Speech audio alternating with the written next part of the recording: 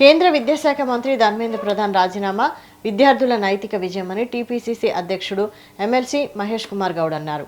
రాహుల్ గాంధీ నేతృత్వంలో కాంగ్రెస్తో పాటు బీజేపీయేతర పక్షాలు చేసిన పోరాట ఫలితంగానే ఈ పరిణామం చోటు చేసుకుందని తెలిపారు.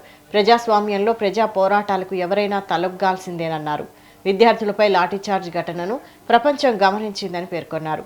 భవిష్యత్తులో పేపర్ లీకేజీలు జరగకుండా సమగ్ర చట్టం తీసుకురావాలని డిమాండ్ చేశారు. ప్రాణాలు కోల్పోయిన విద్యార్థుల కుటుంబాలను ఆదుకోవాలని, విద్యార్థుల డిమాండ్లను పరిష్కరించాలని కోరారు.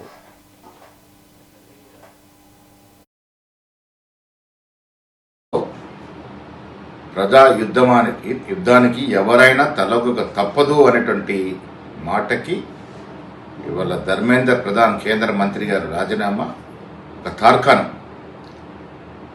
ప్రజాస్వామ్యంలో నియంత పోకడికి తావులేదని గతంలో రైతు చట్టాలు వెనక్కి తీసుకున్నప్పుడు ఇవాళ ధర్మేంద్ర ప్రధాన్ గారు రాజీనామా చేసినప్పుడు రుజువైంది.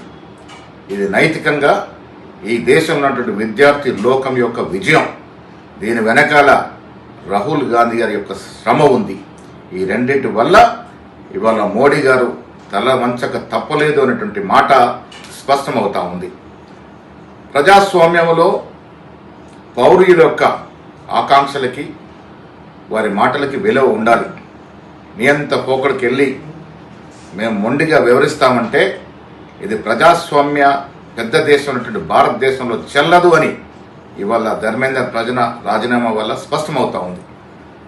ఇకనైనా ప్రధాని మోడీ గారు మొండి వైఖరిని పక్కన పెట్టి ప్రజాస్వామ్యంలో ప్రతిపక్షాల పాత్ర, ప్రతిపక్ష పార్టీల యొక్క మాటలకి, వారి సూచనల సలహాలకి విలువనిచ్చి ఈ దేశాన్ని ముందుకు తీసుకోవడంలో ముందు ఉండాలి.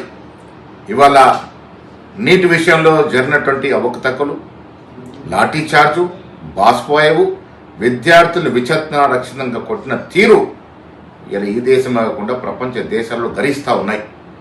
ఇక ముందు ఇలాంటి లీకేజ్ జరగకుండా సమగ్రమైన చట్టం తీసుకురావాల్సిన అవసరం ఉంది. పార్లమెంట్లో రాహుల్ గాంధీ గారు కోరిన విధంగా, ఖర్గే గారు సూచించిన విధంగా సమగ్ర చర్చ జరగాలి. సమగ్ర